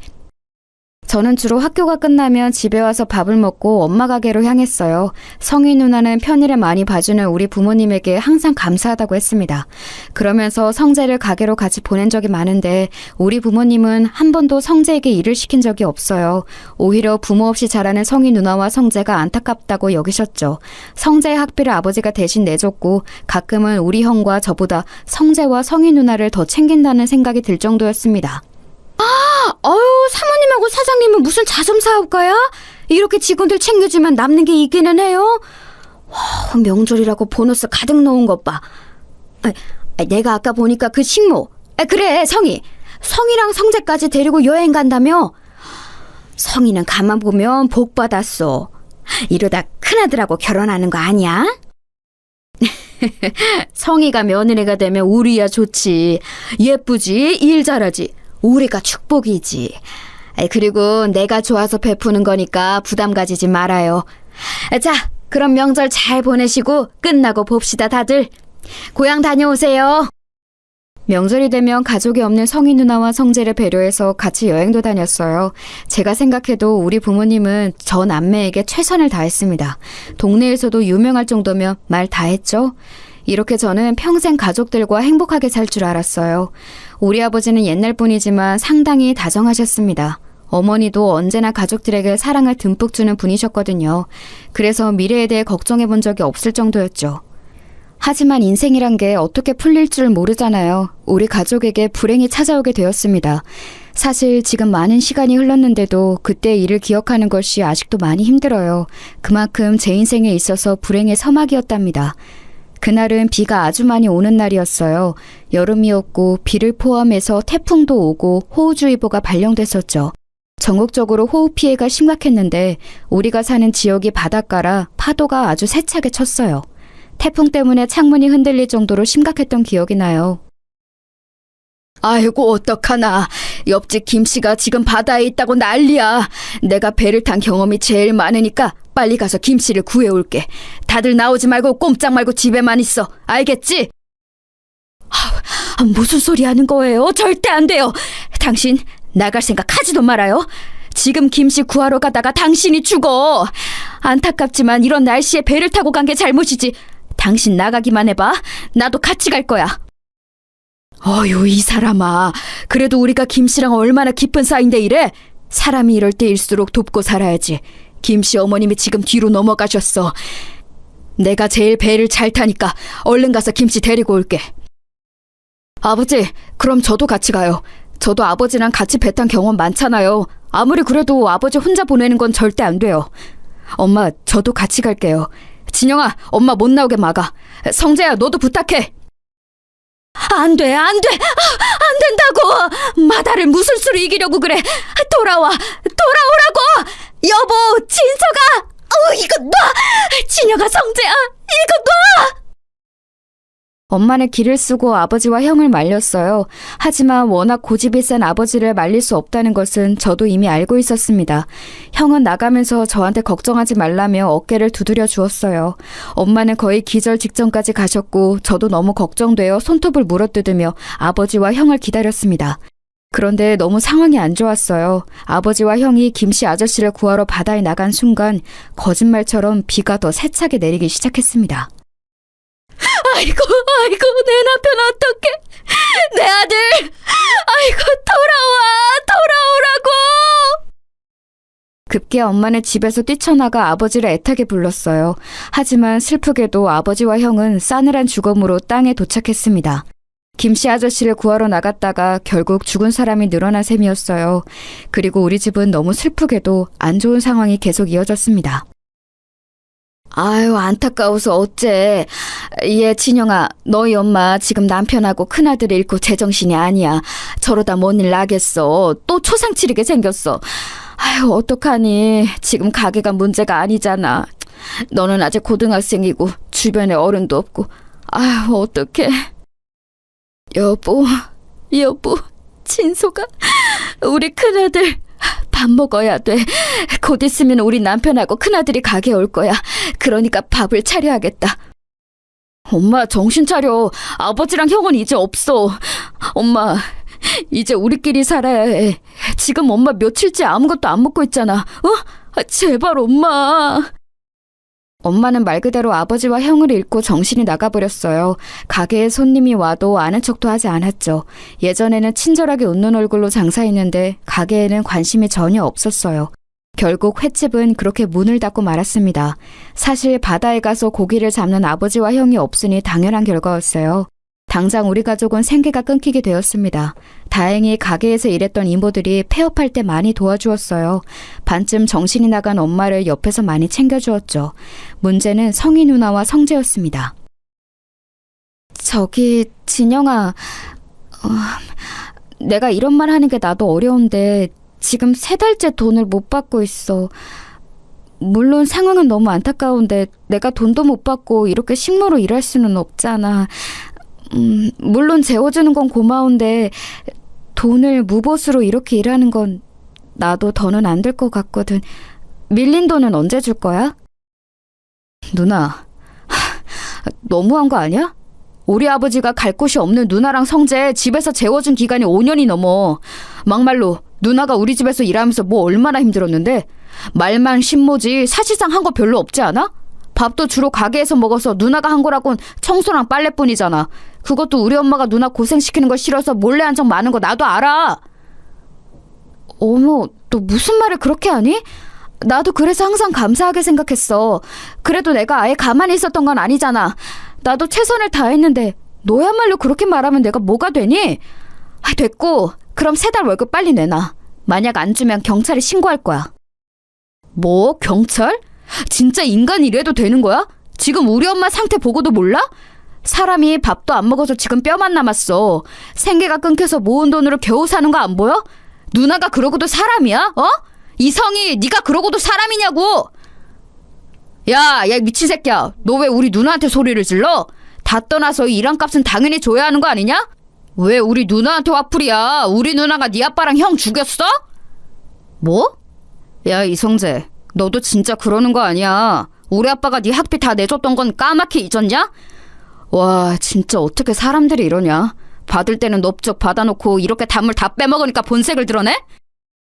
기어코 저와 성재는 주먹 다툼까지 하게 되었어요. 우리의 싸움을 말리러 온 주민들은 이미 다 사정을 아는 동네 사람들이었죠. 그래서 성희 누나와 성재에게 나서서 뭐라 하기도 했답니다. 하지만 그 둘은 아는 척도 하지 않았어요. 그렇게 성희 누나와 성재는 하루아침에 우리 집을 떠나게 되었습니다. 그때 들었던 감정은 배신감과 허탈함이었어요. 물론 대가를 많이 바라고 우리 아버지가 베풀었던 것은 아니에요. 하지만 그래도 사람이 상도덕이라는 게 있잖아요. 저라면 절대 그렇게 행동하지 않았을 거예요. 집에는 정신이 나간 엄마와 저만 남게 되었습니다. 그런데 더 황당한 일이 일어났어요. 진영아, 세상에 너 그 얘기 들었니? 성희 말이야, 성희. 그 동네 양아치 동석이랑 살림 찹쳤대. 결혼식도 안 올렸는데 혼인신고했다더라. 성재도 같이 살더라고. 그 동석이 걔잖아. 그 너희 가게에서 일하다 횡령으로 쫓겨난 놈. 뭐라고요? 그 동석이 형이랑 성희 누나가 부부라고요? 와, 아주 배신자끼리 잘 만났네요. 무슨 낯짝으로 우리 동네에서 계속 사는 거래요? 부끄럽지도 않나? 그러니까 말이야. 성희 그년이 가만 보면 아주 여우야. 너희 집에서 나오자마자 그렇게 동석이랑 결혼했어. 아니, 그래서 말인데 너 집에 도둑 맞은 거 없나 잘 봐. 금고 같은 거 안 털렸어? 주민의 제보로 저는 성희 누나가 우리 집에서 일하다 쫓겨난 동네 양아치와 결혼했다는 것을 알게 되었습니다. 그런데 아줌마가 마지막에 건넨 말에 저는 정신이 퍼뜩 들었어요. 그래서 바로 집으로 가서 금고를 확인했더니 글쎄 무슨 일이 있었는지 아세요? 우리 아버지는 금을 모아 금고에 넣어두고는 했었거든요. 그걸 우리 가족과 성희 누나 그리고 성자는 다 알고 있었습니다. 금고를 열었더니 금이 정말 하나도 없었어요. 그걸 보고 저는 바로 성희 누나를 찾아갔습니다. 이 도둑들아, 우리 집 금 내놔. 내가 금 훔쳐간 거 모를 줄 알아? 이 배신자들아, 너희가 그러고도 사람이냐? 문 열어, 열어! 아, 진짜 시끄럽네. 야, 너 뭐야? 우리가 왜 너희 집 금을 훔쳐가? 증거 있어? 있냐고! 확시 안 꺼져? 우리 누나 월급 안 준 거 그냥 넘어가라고 했는데 자꾸 이럴 거야? 너야말로 그러고도 사람이야? 우리가 무슨 금을 훔쳐갔다고 그래? 너랑 누나가 우리 집 금고 비밀번호 알고 있는 거 알아. 우리 아버지는 너희를 진짜 가족이라고 생각했는데 어떻게 이럴 수가 있어? 그 금 훔쳐서 이 집 산 거지, 이 망할 놈들아! 아우, 시끄러워. 야, 성재야, 안 되겠다. 이 새끼는 말이 안 통하네. 급기야 동네 양아치인 동석이 형은 저를 주먹으로 때리기 시작했어요. 동네 사람들이 지켜보는데 성재와 성희 누나는 말릴 생각도 하지 않았습니다. 그렇게 바닥을 구르면서도 저는 어떻게든 금을 되찾아오고 싶었어요. 우리 엄마 상태 알잖아. 제발, 제발 금 돌려줘. 이대로는 안 돼. 나는 어떻게 살라고. 제발, 누나, 성재야, 금 하나라도 줘. 우리 어머니 아픈 거 안 보이냐? 그 셋은 제 말은 들은 척도 하지 않고 문을 세차게 닫았어요. 그 광경을 보고 땅에서 울분을 토했던 기억이 아직도 나요. 그때 제 나이가 너무 어렸는데 당장 어떻게 살아야 할지 고민이 되었습니다. 하늘이 원망스럽다는 말이 무슨 뜻인지 너무 알 것 같았어요. 여보, 진서가, 우리 큰아들, 내 남편, 밥 먹어야 돼. 밥을 차려야겠어. 바다에서 돌아오면 배가 고프니까 오자마자 먹을 수 있게 해야지. 제발 그만! 엄마, 정신 차려. 나도 너무 힘들어. 도저히 배는 아버지랑 형이 생각나서 못하겠어. 우리 어떡해? 엄마, 제발 정신 좀 차려! 저는 그나마 남은 배로 어떻게든 바다에 나가려고 했는데 그것도 쉽지 않았어요. 원래 성인이 되면 아버지가 배 타는 법을 알려준다고 하셨는데 아버지가 없으니 방법을 몰랐습니다. 그리고 아버지와 형이 바다에서 죽어서 저한테도 트라우마가 너무 컸어요. 어머니는 여전히 제정신이 아닌 상태였고 저는 고등학교를 막 졸업한 상태라 할 줄 아는 것이 하나도 없었습니다. 진영아, 이 배 팔면 너 이제 재산은 있니? 금도 다 도둑 맞았다며. 진짜 성이랑 성재 그놈들 그러는 거 아니다. 동석이야 뭐 원래 양아치니까 그렇다고 쳐도 성이 남매는 그러면 안 되는 거야. 이 배가 마지막 재산이에요. 그동안 모아놓았던 돈도 다 쓰고 남은 게 없습니다. 우리 가족이 대대손손 목숨처럼 귀하게 여긴 배라 아까운데 제가 트라우마 때문에 바다로 나갈 수가 없어요. 아시잖아요. 우리 어머니 제가 바다 근처만 가도 거품 물고 쓰러지세요.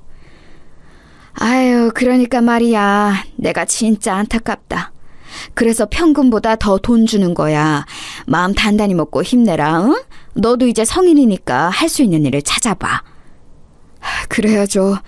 그런데 어머니 상태가 저러니까 제가 마음 놓고 일할 수가 없어요. 지금도 잠드신 거 보고 겨우 나온 거예요. 아무튼 배 사주셔서 감사합니다. 이 은혜 잊지 않을게요.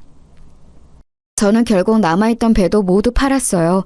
그렇게 동네에서 제일 잘 살던 우리 집은 한순간에 동정을 받는 처지가 되었습니다. 가장 슬펐던 것은 그래도 누구를 탓할 수가 없다는 점이었어요. 아버지와 형의 선택으로 그렇게 되었잖아요. 만약 저 혼자였으면 어디 공장이라도 들어갔을 텐데 어머니가 있어서 일단 급한 대로 집 근처 시장에 취업했습니다. 진영아, 너희 아버지가 생전에 우리 집을 많이 도와주셨어. 내가 그 은혜를 어떻게 모른 척을 하겠니? 우리 집에서 일하면서 어머니 모셔라. 그런데 우리도 형편이 좋지는 않아서 많은 돈을 줄 수는 없어. 이해하지? 그럼요. 저는 이렇게 일할 수 있다는 것 자체가 좋아요. 사장님 아니었으면 누가 저를 직원으로 고용하겠어요. 감사합니다. 저 그럼 운전해서 배달 다녀올게요. 시장 안에 있는 백반집에 취업한 저는 주로 배달 일을 시작했어요. 돈을 많이 벌지는 못했지만 그래도 어머니를 혼자 모시고 살기에 나쁘지는 않았습니다. 그래도 이때는 어머니가 간간히 정신이 돌아오긴 했었어요. 진영아, 엄마가 살아있어서 미안해. 우리 작은 아들한테 짐이 되는 게 너무 슬프다. 내가 그날 아버지랑 큰아들을 더 심하게 말렸어야 해. 대가가 너무 커서 괴로워. 모은 재산도 다 날리고 이게 사는 거니? 우리 아들 결혼은 할 수 있을까? 엄마, 지나간 일에 너무 마음 쓰지 마. 내가 어떻게든 엄마 책임질 거니까 마음 편하게 먹어. 엄마가 가끔 이렇게 정상적일 때 내가 얼마나 기쁜지 알아? 결혼은 괜찮은 사람이 나타나면 하겠지. 엄마는 정신이 돌아올 때 늘 제 미래에 관해 걱정하셨어요. 특히 제가 과연 결혼은 할 수 있을까 걱정하셨죠. 정말 다행히 저는 일하면서 같이 가게에서 일하던 여자 직원과 눈이 맞았습니다. 저보다 1살 많은 누나였는데 고등학교를 졸업하고 집안 형편이 좋지 않아 바로 일을 시작했다고 하더라고요. 그 누나도 아버지가 안 계셔서 공통점이 있어서 급속도로 가까워졌습니다. 그리고 자연스럽게 연애를 시작했고 제가 군대에 다녀오고 그 이후에 결혼하게 되었어요. 여보, 이거 먹고 나가. 그래도 사람이 먹고 살려고 일하는 건데 밥은 먹어야지? 이따 내가 어머니 모시고 병원 다녀올게.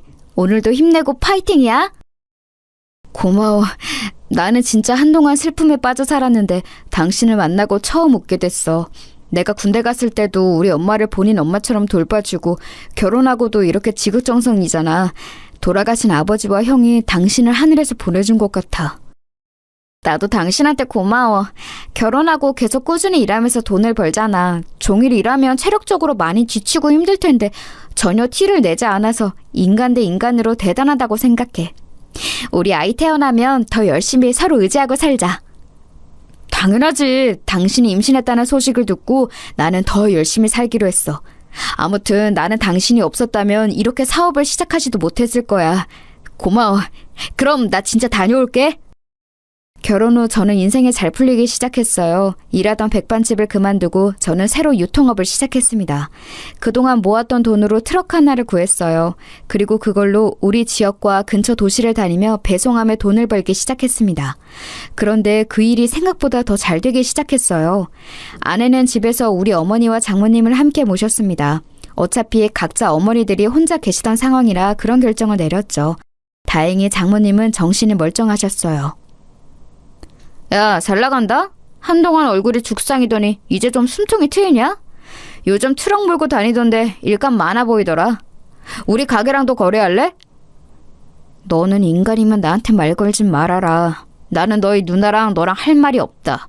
내가 왜 너희 가게랑 거래를 해? 훔쳐간 금이나 내놔라. 증거 있냐고. 증거도 없으면서 금을 내놓으라고 하면 뭐라고 답해야 하냐? 우리 가게가 시장에서 그래도 2번째로 큰 가게잖냐. 혹시라도 일감 끊기면 말해라. 내가 그래도 예정이 있어서 인심 써줄게. 아, 우리 매형이 안 된다고 하려나? 또 찾아왔다고 우리 매형한테 두들겨 맞으면 어떡해. 그때는 나도 가만히 있지 않을 거야. 너희 누나는 결혼할 사람이 없어서 동네 양아치랑 결혼하냐? 아무튼 시비 걸지 마라. 또 이러면 경찰에 신고할 거야.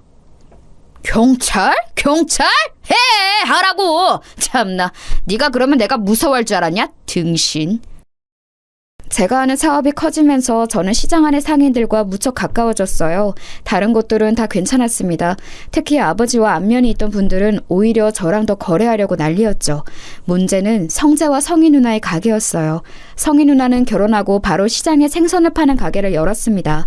동석이 형과 성재와 같이 일하는 가게였는데 규모가 꽤 컸어요. 쟤네 돈 없어서 너희 집에서 얹혀 산 거 누가 모르냐고. 그거 딱 봐도 너희 집 금 훔쳐서 열은 거잖아. 저렇게 살면 안 돼. 하늘이 다 보고 있다고. 그냥 이제는 저도 무시하고 있어요. 아니라고 잡아떼는 것 보면 인간이 어떻게 저럴까 궁금하기도 하더라고요. 저 대신 화내주셔서 감사해요. 삼촌, 그럼 저 배달 다녀올게요. 그래도 동네 토박이라 제 편을 들어주는 분들이 많아 다행이었습니다. 그리고 저는 쉬는 날도 없이 일했어요. 제가 책임져야 하는 가족이 많았으니 당연한 선택이었습니다. 장모님과 우리 어머니 그리고 아내와 곧 태어날 아이까지 전부 다 제 책임이었거든요. 다행히 이렇게 열심히 사는 모습을 보고 사장님들도 일감을 더 주려고 하셨어요. 사업의 규모가 확장되는 시기에 아내는 출산을 하게 되었습니다. 한서방, 가서 잠을 좀 자. 이따 새벽에 또 배송 가야 한다고 하지 않았어? 아이들은 내가 돌볼 테니 가서 눈이라도 붙여. 아우, 이 사람아, 그러다 쓰러져. 아이들이 예쁜 것은 알겠는데 그래도 본인 몸을 잘 돌봐야 해. 장모님 깨셨어요? 저도 좋아서 이러는 거예요. 우리 아이들 너무 예쁘지 않아요? 아내가 힘들까봐 깨는 게 싫어서 몰래 나와 있었어요. 쌍둥이 얼굴을 보고 있으면 하나도 힘들지 않아요. 피로가 아예 느껴지지 않아서 저도 신기해요. 자네 덕분에 우리 딸도 나도 사돈댁도 잘 살잖아. 그래도 누가 뭐래도 건강이 제일 우선이야. 알지? 몸 챙겨가면서 일해. 내가 오늘 시장 가서 재료 사서 닭백숙을 해놓을 테니 와서 먹어. 와, 장모님 감사해요. 힘드실 텐데 매번 우리 엄마랑 말동무도 해주시고 제가 오히려 복 받았다고 생각해요. 무려 아내는 쌍둥이를 낳았어요. 쌍둥이라 제 어깨 위에 짐은 2배였지만 행복도 2배였어요. 아무리 잠을 못 자고 일하고 밥을 못 먹으며 일해도 쌍둥이들만 생각하면 행복했습니다. 열심히 일한 덕분에 날이 갈수록 바빠졌는데 그것조차 뿌듯했어요. 하지만 하늘도 참 무심하더라고요. 이렇게 잘 나가던 저는 한순간에 또 바닥을 치게 되었어요. 사장님, 나도 힘들어. 우리도 죽겠다고. 나도 배송할 게 있으면 당연히 한 사장한테 주지. 지금 경기가 안 좋아도 너무 안 좋잖아. IMF 터진 거 봤지? 우리만 이런 게 아니야. 어떡하죠? 저 이번 달에 일감이 하나도 없어요. 다들 가게를 닫고 있더라고요. 게다가 옆 도시 공장도 제가 담당했는데 거기도 폐업한대요. 이러다 직원들 월급도 못 주게 생겼어요. 하필이면 제가 자리 잡기 시작했을 때 IMF가 터졌습니다. 사업이 확장되던 시기였는데 오히려 사업을 시작하기 전보다 더 지갑 사정이 안 좋아졌어요. 가족들과 같이 살던 집은 당연히 팔았고 동네에서 제일 싼 집에 사정해서 들어갔습니다. 여보, 내가 너무 미안해. 나도 일하고 싶은데 도저히 그럴 수가 없어. 다들 문을 닫고 있어서 내가 할 일이 없어. 어떡해? 우리 아이들도 아직 어린데 당신한테 고생만 시키는 것 같아서 미안해. 아니, 나는 괜찮아, 여보. 그러니까 실망하지 말고 낙담하지 마. 어떻게든 살려고 하면 길은 있을 거야. 나랑 엄마는 진짜 아무렇지도 않아. 우리만 힘든 거 아니잖아. 다만 문제가 있다면 우리 아이들하고 시어머니야. 어머니 치매 판정 받은 거 알지? 알지. 엎친 데 덮친 격이야. 원래도 증상이 있었는데 내가 무너지기 시작하면서 아예 치매 판정 받으셔서 더 죄송스러워. 당신한테는 내가 할 말이 없어. 적어도 우리 아이들은 안 굶기고 싶었는데. 여보, 괜찮아. 나도 엄마한테 아이들 맡기고 뭐 소일거리라도 할 일이 생기면 나가서 하려고. 어려울 때일수록 힘을 합쳐서 이겨내야 해. 알지? 유통업을 하며 이것저것 손을 대고 있는 게 많았는데 정말 한순간에 신기루처럼 사라졌어요. 트럭을 몇 개 더 사려고 여기저기 빌린 돈이 많았는데 갚을 돈이 없었습니다. 그 사람들은 우리 집에 달려와서 항의하기 시작했어요. 아우, 돈 내놔! 한 사장! 빌려간 돈 내놓으라고! 그 돈 없으면 우리 가서 다 굶어 죽어! 그러니까 돈 내놔! 문 안 열어? 열어! 열라고! 여보, 급한 대로 그 비상금을 주자. 저 아저씨가 나 망하기 전에 제일 도와줬던 사람이야. 일단 급한 불부터 끄는 게 맞는 것 같아. 여보, 안 돼. 이 비상금 진짜 이게 마지막이야. 우리 이거 주면 돈이 없어. 이것마저 주면 우리 아이들은 당장 내일부터 굶어야 해. 나는 굶어도 괜찮은데 나 우리 아이들은 못 굶겨. 돈을 빌려준 사람들은 계속해서 우리 집을 찾아왔는데 줄 돈이 없었어요. 그동안 사업하며 벌었던 돈을 탈탈 털어 갚았는데도 갚을 돈이 남아 있었습니다. 저도 당장 우리 가족이 힘드니까 나중에 갚고 싶었는데 역시 돈 앞에서는 사람들이 참 냉정했어요. 위협적으로 찾아와서 돈을 갚지 않으며 불을 지른다는 소리에 아내가 저 몰래 모았던 돈까지 다 주었죠. 그렇게 수습하고 보니 우리 집은 돈뿐만이 아니고 당장 먹을 쌀도 없었습니다. 저는 제가 굶는 것은 괜찮았는데 아직 돌도 되지 않은 우리 쌍둥이들과 장모님, 어머니가 굶는 것은 못 보겠더라고요. 여보, 어쩔 수 없다. 오늘 우리 아기들 아무것도 못 먹었지? 이대로 가다간 진짜 배고파서 아이들 죽게 생겼어. 나 그 꼴은 절대 못 봐. 나 결심했어. 성재네 찾아가서 사정하고 올게. 유일하게 시장에서 망하지 않고 계속 영업하는 가게가 성재 가게잖아. 뭐라고? 당신 제정신이야? 그 집을 찾아가서 돈을 빌린다고? 여보, 당신이 간다고 거기서 돈을 줄까? 저번처럼 두들겨 맞는 거 아니야? 일단 가봐야지. 그래도 우리 아버지가 베풀었던 게 있는데 모른 척을 할까? 지금 이렇게라도 안 하면 우리는 당장 살 수가 없잖아. 나 그럼 성재 가게 다녀올게. 문단속 잘하고 있어? 저는 결국 자존심을 다 내려놓고 성재를 찾아갔어요. 사실 저도 성재가 선뜻 빌려주지 않을 거라는 것은 알고 있었습니다. 그래도 일말의 희망이 있었죠. 이게 누구야? 잘난 한 사장 아니야? 여기까지 무슨 일로? 우린 당신한테 줄 일감 없는데. 성재야, 단도직입적으로 말할게. 나 쌍둥이 키우는 거 알지? 지금 우리 엄마도 그렇고 가족들이 며칠째 밥을 못 먹고 있어. 미안한데 100만 원만 빌려주라. 제발 부탁이다. 그거 참 안타까운 소식이네. 내가 마음 같아서는 당장 100만 원이 뭐냐? 1000만 원을 빌려주고 싶어. 그런데 우리도 사정이 힘드네. 줄 돈이 없어서 안 되겠다. 시장에서 유일하게 살아남은 가게가 너희 가게잖아. 내가 너희 가게 매출은 아는데 어떻게 안 될까? 주라는 것도 아니야. 빌려달라는 거야. 이렇게 무릎 꿇고 빌게. 어? 우리 아버지가 너희 남매 가장 힘들 때 도와줬잖아. 그거 생각해서라도 제발. 아우, 줄 돈 없다고 몇 번 말하냐. 지금 우리 누나랑 매형 가게 올 시간 다 됐어. 매형 눈에 띄면 너 죽어. 그러니까 당장 꺼져. 안 꺼져? 성재는 제가 무릎 꿇고 울면서 빌어도 돈을 절대 빌려주지 않았어요. 저는 하지만 물러설 수가 없었습니다. 이미 자존심을 내려놓은 지 오래였어요. 집에 돈을 들고 가지 않으면 당장 가족들이 죽게 생겼으니 성재의 바지가랑이를 붙잡았습니다. 성재야, 제발, 우리 집에서 너한테 해줬던 거 기억 안 나? 그거 생각해서라도 쌀이라도 조금 주면 안 되겠냐? 내가 이렇게 부탁할게, 제발. 도대체 언제적 얘기를 꺼내는 거야? 기억이 안 나는 호랑이 담배 피우던 시절 아니냐? 나는 너랑 할 말 없으니 꺼져! 퇴! 심지어 성재는 제가 붙잡자 얼굴에 침까지 뱉기 시작했어요. 비참하다는 말을 이럴 때 쓰는 거라는 것을 그때 알게 되었죠. 성재는 제가 아무리 사정해도 들은 척도 하지 않더라고요. 저를 질질 끌어서 가게 밖으로 던진 성재는 이렇게 말했습니다. 이 거지 새끼야, 다시는 내 앞에 나타나지 마. 알겠어? 잘 살고 있는데 찾아와서 옛날 얘기 꺼내는 거 더는 못 들어. 네 자식이 굶어 죽든 말든 그건 나랑 아상관도 없다고. 한 번만 더 찾아오면 그때는 우리 매형 부른다. 너무 매몰찬 모습을 보고 저는 서럽고 비참한 기분이 들었어요. 집으로 가는 내내 얼마나 울었는지 모릅니다. 나는 어떻게든 반드시 성공해야겠다는 생각도 들었어요. 아버지, 형 보고 있어요? 나 더러워서 여기 동네 뗍니다. 나중에 성공해서 자랑스럽게 다시 올 때까지 근처에도 얼씬거리지 않을 거예요. 하늘에서 보고 있으면 제발 도와줘요. 나 힘들어. 그렇게 하늘을 보고 울면서 다짐했던 게 아직도 기억이 나요. 그리고 저는 정말로 아내와 아이들 그리고 두 어머니를 모시고 무작정 서울로 상경했습니다. 집을 처분하고 남은 돈과 평소 친분이 있던 분들에게 가서 10,000원씩 빌려서 돈을 마련했어요. 고향을 떠나서 서울로 간다니까 주민들은 안타까워했죠. 제가 이렇게 떠나게 만들어준 성재네 가게를 마지막으로 멀리서 지켜보았습니다. 반드시 어떻게든 성공해서 돌아온다고 다짐하며 그렇게 서울살이가 시작되었어요.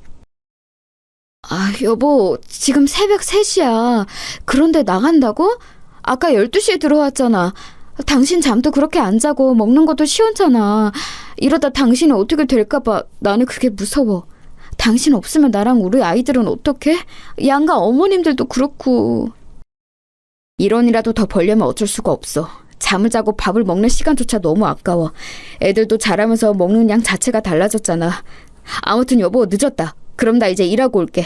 항상 고맙고 미안해. 무작정 상경한 저는 진짜 말 그대로 닥치는 대로 일하기 시작했어요. 공장부터 막노동까지 안 해본 일이 없을 정도예요. 몸이 망가지고 있다는 것을 알았지만 멈출 수는 없었어요. 빵 하나로 하루를 버티며 살았습니다. 막노동하면 거기서 간식을 주는데 아무리 배가 고파도 절대 먹지 않고 집에 가져갔어요. 그 사정을 알고 같이 일하던 분들이 본인 간식을 주기도 했답니다. 지금 생각해도 너무 감사한 경험이죠.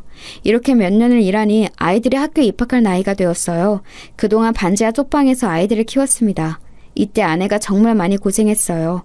어머니가 치매였고 장모님도 나이가 드시며 건강이 안 좋아졌거든요. 여보, 우리 드디어 이사 가는 거야? 그렇게 하루도 안 쉬고 일하더니 너무 잘 됐다. 우리 애들도 더 넓은 집에서 살면 좋아할 거야. 나는 당신이 너무 자랑스러워. 나는 당신한테 미안한 마음밖에 없어. 그동안 힘든 상황이었는데 싫은 소리 안 하고 버텨줘서 너무 고마워. 당신이 없었으면 이렇게 이사 가지 못했을 거야. 저는 하루도 쉬지 않고 일한 덕분에 돈을 어느 정도 모을 수 있었어요. 그렇게 이사 가고 막노동을 그만두고 집과 가까운 횟집에 취업하게 되었습니다. 그런데 여기서 뜻밖의 일이 일어났어요. 사람 일이 어떻게 될지 모른다는 말을 깨닫게 되었습니다. 진영아, 어릴 때 어머니가 횟집 운영하셨다고 들었는데 진짜 회를 잘 뜨네. 어떻게 이렇게 깔끔하게 해? 그리고 모르는 생선이 없어. 친절하고 항상 웃는 인상이라 너무 좋아. 우리 가게에서 평생이래. 알겠지? 월급 더 올려줄게. 어머니는 횟집 하셨고 아버지는 바다에 직접 가서 생선 잡는 선장이었어요. 그래서 저도 어릴 때 아빠 따라 바다에 나가곤 했죠. 그러다 안 좋은 일이 있기는 했는데 애초에 바닷가가 고향이라 익숙해요. 그래, 잘됐다. 그 집에 장모님하고 어머니하고 같이 산다고 했지? 보기 드문 효자야. 우리 가게로 모셔와. 내가 진영이네 가족들은 돈 안 받고 먹고 싶은 거 다 줄게. 저는 새로 구한 일이 매우 마음에 들었어요. 사장님이 털털하시고 좋은 분이셨거든요. 제 사정을 알고 실제로 편의도 많이 봐주셨습니다. 어머니와 장모님을 모시고 가면 정말로 돈을 받지 않으셨죠. 그렇게 몇 년을 일하니 사장님과 저는 친형제처럼 친해졌어요. 뭐? 그런 일이 있었어? 와, 진짜 그런 놈들은 나중에 천벌 받을 거야. 사람이 그렇게 살면 안 되는 거야. 한 번 사는 인생인데 본인하고 가족들에게 당당해야지. 우원. 진영이 그동안 너무 고생 많았다. 이제 앞으로는 잘 살기 바래. 힘든 거 있으면 언제든지 얘기하고. 사장님과 가까워진 저는 서울로 올라오고 처음으로 타인에게 의지하게 되었습니다.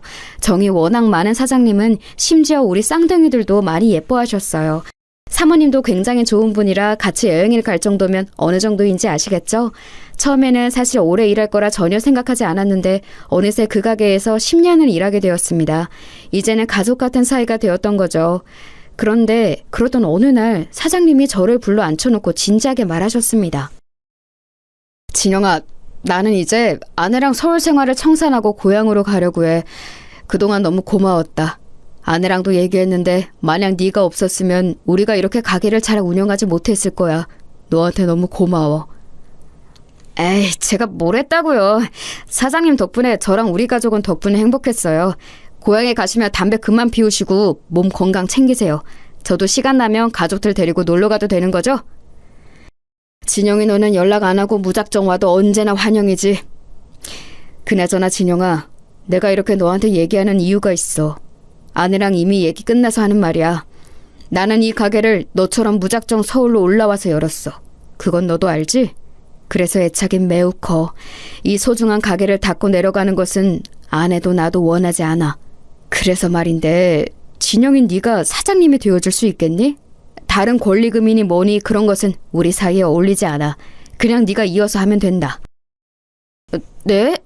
사장님 그거 진심이세요? 아니 제가 이 가게의 사장이 되라고요? 이렇게 큰 가게를 저한테 주신다고요? 아무 대가 없이요?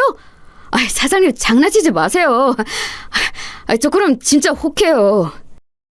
에이, 이 사람아 무슨 장난이야? 내가 이런 걸로 장난치는 거 봤어? 우리 아들은 미국으로 가 있어서 물려줄 사람이 없어. 그리고 진심으로 네가 없었으면 우리 가게가 이렇게 매출이 나왔겠니? 자, 그럼 이제 이 가게의 주인은 너야. 한 사장, 우리 가게를 부탁한다. 사장님은 서울 생활을 정리하고 사모님과 고향으로 내려가시게 되었어요. 그러면서 저한테 무려 그 큰 가게를 물려준다고 말씀하셨습니다. 저는 그 말을 듣고 너무 놀랐어요. 왜냐하면 사실 식당은 규모가 매우 컸거든요. 그냥 흔한 동네 횟집으로 시작했는데 같이 열심히 일하며 유명해지기 시작했죠.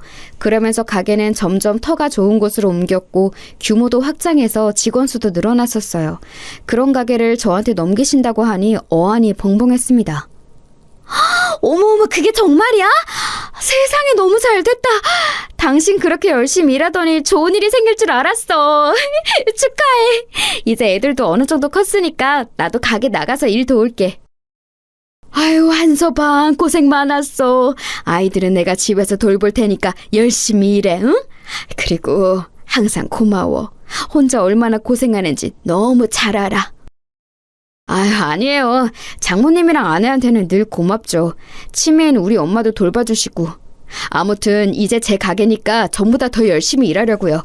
제가 어떻게든 끝까지 책임진다고 했던 거 기억하시죠? 장모님, 조금만 더 믿어주세요. 저는 가게를 사장님에게 이어받고 더 열심히 일했어요.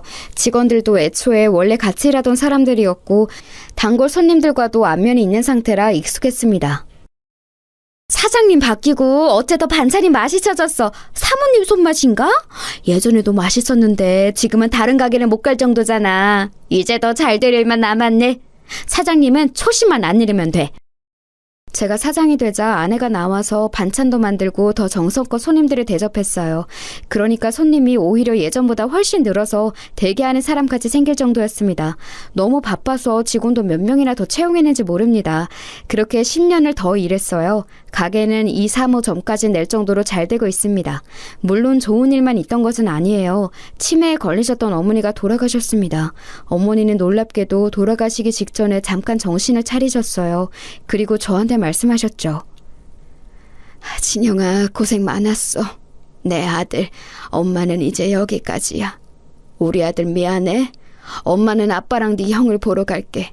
엄마 죽으면 우리 고향에 묻어줄래? 아빠 옆에 잠들고 싶어. 엄마 걱정하지 말아요. 엄마도 그동안 사느라 고생 많았어. 이제 하늘에서는 편안하게 있어. 아버지랑 형한테 안부 전해줘요. 엄마는 그래도 마지막에 가실 때는 편안하게 가셨어요. 그리고 저는 엄마의 유언을 들어주기 위해 고향을 떠난 이후 처음으로 다시 방문하게 되었습니다. 10년이 지나고 다시 간 고향은 세월이 흘러도 변함없었어요. 오랜만에 보는 반가운 얼굴도 많았답니다. 아이고, 이게 누구야? 아니, 너 진영이 아니냐? 웬일이야? 서울 가더니 성공했나 보네? 이야, 얼굴이 아주 좋아졌어. 누가 보면 몰라보겠어. 진영아, 그동안 어떻게 살았니? 세상에. 아저씨, 그동안 잘 지내셨어요? 저 지금 서울에서 횟집하고 있어요. 장사가 생각보다 잘 되어서 다행이에요. 아저씨는 그대로네요. 저 서울 갈 때 빌려주신 돈 갚으려고요. 너무 늦게 와서 죄송해요. 아, 그때 그 돈? 아니야, 나는 10만 원을 줬는데 1,000만 원을 돌려주네. 아이고, 고맙다. 진영이 너 떠나고 여기는 한동안 말이 많았어. 성재네도 지금 망해서 여기저기 돈 빌리고 다녀. 그리고 그 동석이 그 놈이 성이랑 이혼했어. 20년이 지났으니 당연히 이자까지 줘야죠. 그때 아저씨가 저한테 돈 안 주셨으면 저 서울 갈 차비도 없었어요. 아직도 감사하게 생각하고 있어요. 어머니도 돌아가시기 전에 아저씨 얘기를 했을 정도로 감사해요. 내려오며 성재랑 성희 누나가 궁금했던 것은 사실이랍니다. 어머니를 묻어주러 오며 머릿속엔 성재가 가득했죠. 그래도 제가 성공한 상태로 내려가서 참 다행이라고 생각했는데 뜻밖의 말을 듣게 되었습니다. 그런데 그놈들이 평판이 워낙 안 좋았어야지. 돈을 빌리러 다녀도 다들 모른 척 하더라. 그놈이 나한테도 와서 돈을 빌렸는데 걔한테는 1원도 주기 싫더라고. 역시 그렇게 못된 마음으로 살면 반드시 벌을 받게 되어 있어. 동네 주민들의 제보를 듣고 저는 입가에 미소가 걸리기 시작했어요. 배신당하고 서러움과 괘씸함에 잠을 못 잤던 지난 날들이 생각나기 시작했죠. 쌀을 살 돈이 없어서 울며 사정했던 날이 아직도 생생하거든요. 그런데 20년이 지난 지금 완전히 처지가 바뀌었잖아요. 일단 어머니 유골을 묻어주는 게 우선이라 잠시 성재는 생각하지 않고 있었습니다. 고향이라 워낙 반가운 얼굴이 많아 여기저기 인사하고 마침내 마지막 날이 되었어요. 아내와 같이 와서 올라갈 생각을 하고 있었는데 글쎄 성재와 성희 누나가 우리를 먼저 찾아왔습니다. 야, 진영아 오랜만이다. 너 잘 지냈어? 야, 내가 너 얼마나 보고 싶었는지 알아? 얼굴 완전 좋아졌다. 잘 지내는 거 보니까 좋다, 야. 진영아, 너 잘 나가는 사장님이라며? 얘기 듣고 왔어. 다름이 아니라 혹시 우리한테 돈 조금 빌려줄 수 있어? 예정을 생각해서라도 어떻게 안 될까? 누나는 양심도 없다. 20년 만에 봤는데 대뜸 돈을 달라고? 진짜 이 사람들은 변하지를 않네? 내가 그렇게 돈 빌려달라고 무릎 꿇고 빌 때는 침까지 뱉었으면서 뭐? 됐어. 당신들한테는 쌀 한 톨도 주기 싫어. 그때는 내가 미안했다. 너무 어렸었어. 용서해주면 안 될까? 너도 들어서 알 텐데 우리 누나 이혼하고 가게도 망해서 지금 너무 사는 게 힘들어. 진영아, 나도 무릎 꿇고 빌게, 어? 당신들 제정신이야? 우리 남편 집에서 훔쳐간 금이나 내놔, 이 도둑놈들아. 우리 남편이 돈 빌려달라고 할 때 매몰차게 무시했으면서 뭐? 당장 안 꺼져? 성재랑 성희 누나는 저를 보고 돈을 빌려달라는 말을 하더라고요. 오랜만에 본 그들은 딱 봐도 행색이 매우 초라했어요. 그렇게 나 무시하고 우리 집 망하는 거 모른 척을 하더니 지금 꼴 좋다. 인생이라는 게 원래 길게 보는 거야. 그때 100만 원만 빌려줬으면 내가 당신들을 매몰차게 대하겠어? 원래 다 뿌린 대로 돌려받는 거라고. 당장 꺼져! 진우가 내가 미안해. 제발. 우리 당장 먹고 살 돈이 없어서 그래. 어떻게 안 될까? 그래도 어릴 때 같이 살았잖아. 아, 시끄러워. 저기요, 나가세요. 철면피도 이런 철면피가 없지. 참나 기가 막혀. 여보, 차 타. 올라가자. 아내까지 나서서 매몰차게 대하는데 성재랑 성희 누나는 끝까지 제 바짓가랑이를 붙잡고 놔주지 않았습니다. 심지어 차를 타고 가는데 앞을 가로막았어요. 그래서 경찰까지 부르고 나서야 탈출할 수 있었습니다. 얼마나 통쾌했는지 몰라요. 살다 보니 이런 날도 오네요. 역시 인생이라는 것은 한치 앞도 모른다는 게 맞는 말 같아요. 여기까지가 제가 준비한 사연입니다. 여러분 어떻게 들으셨어요? 저는 이 일이 있고 가만히 있어도 입가에 미소가 걸리곤 해요. 평생에 걸친 복수를 한 기분이랍니다. 이제 저는 다른 것은 전혀 신경 쓰지 않고 고생을 많이 한 우리 아내와 장모님과 평생 행복하게 사려고 해요. 제 사연 들어주셔서 감사합니다.